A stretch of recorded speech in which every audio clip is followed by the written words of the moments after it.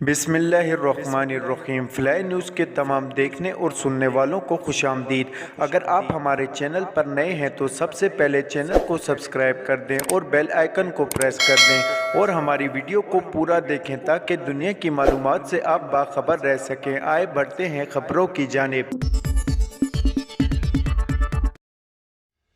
Washington امریکہ نے کہا کہ پاکستان کو طالبان کے خطرات کے خلاف دفاع کا حق حاصل ہے۔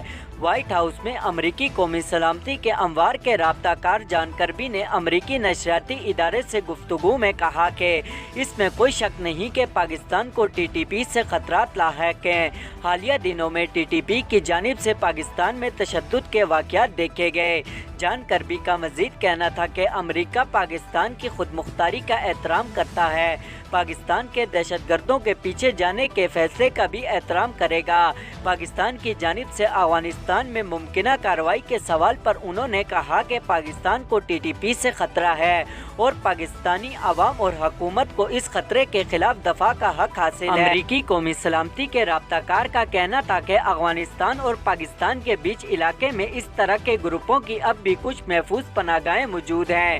اس سلسلے میں کیا کر سکتے ہیں، اس بارے میں پاکستان سے رابطے میں رہیں گے اور پاکستان کی خود مختاری کا احترام کرنا چاہیں گے۔ اسلام آباد کی مقامی عدالت نے عوامی مسلم لیگ کے سربراہ شیخ رشید کو جوڈیشنل ریمانڈ پر اڈالیا جیل بھیجنے کا حکم دے دیا۔ جوڈیشنل مجسٹریٹ کی عدالت میں پیش کرنے کے بعد پولیس کی جانب سے شیخ رشید کے مزید جسمانی ریمانڈ کی استدعا کی گئی تھی۔ تفتیشی افسر نے عدالت کو بتایا کہ شیخ رشید کے 2 ٹیسٹ کروائے ہیں، وائس میچنگ بھی ہوئی ہے اور ابھی فوٹوگرامیٹرک ٹیسٹ کروانا باقی ہے۔ دوران سماعت شیخ رشید کے وکیل سردار عبدالرزاق نے کیس ڈسچارج کرنے کی استدعا کرتے ہوئے پولیس کی جانب سے مزید جسمانی ریمانڈ طلب کرنے کی مخالفت کی، جس پر عدالت نے پراسیکیوٹر کی مزید جسمانی ریمانڈ کی استدعا مسترد کرتے ہوئے شیخ رشید کو جوڈیشنل ریمانڈ پر اڈالیا جیل بھیجنے کا حکم دے دیا۔ پراسیکیوٹر نے شیخ رشید کے مزید 5 روزہ جسمانی ریمانڈ کی استدعا کی تھی، جس پر سماعت کرتے ہوئے جوڈیشنل مجسٹریٹ عمر شبیر نے محفوظ فیصلہ سناتے ہوئے درخواست مسترد کر دی۔ دوران سماعت تھانہ مچکلو کراچی میں درج مقدمات کے تفتیشی اور انسپکٹر عدالت میں پیش ہوئے۔ تفتیشی افسر نے عدالت کو بتایا کہ پولی کلینک میں شیخ رشید نے جو گفتگو کی تھی اس پر مقدمہ درج کیا گیا تھا۔ شیخ رشید کو کراچی منتقل کرنا ہے۔ پشاور میں امن و امان کی صورتحال کے پیش نظر 10 روز کے لیے دفعہ 144 نافذ کر دی گئی۔ ڈپٹی کمشنر پشاور کی جانب سے بتایا گیا ہے کہ پشاور میں امن و امان کی صورتحال کے پیش نظر 10 روز کے لیے دفعہ 144 نافذ کی گئی ہے۔ ڈپٹی کمشنر پشاور کا کہنا تھا کہ 5 یا 5 سے زیادہ افراد کے اکٹھے ہونے پر پابندی عائد کر دی گئی ہے۔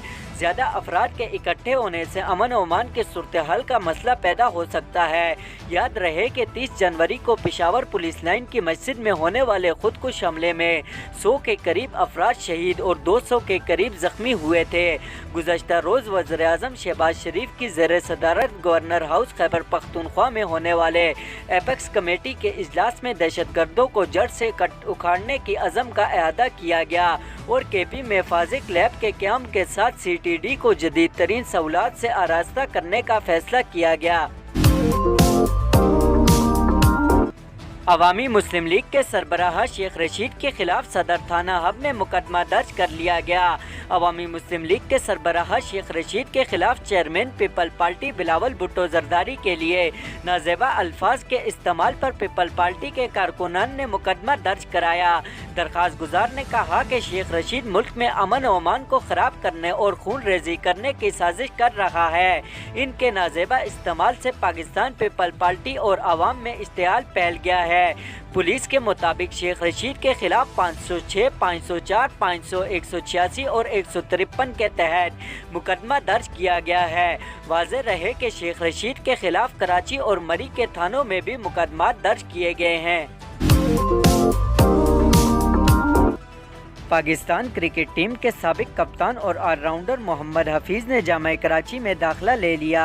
42 साला मोहम्मद हफीज़ ने जामिया कराची के department health physical education and sports science में दाखिला लिया। इस मौके पर उन्होंने बताया कि वो प्रोफेशनल क्रिकेट खेलने के बायस अपनी तालीम जारी नहीं रख सके थे, जिसे अब वो दोबारा शुरू कर रहे हैं।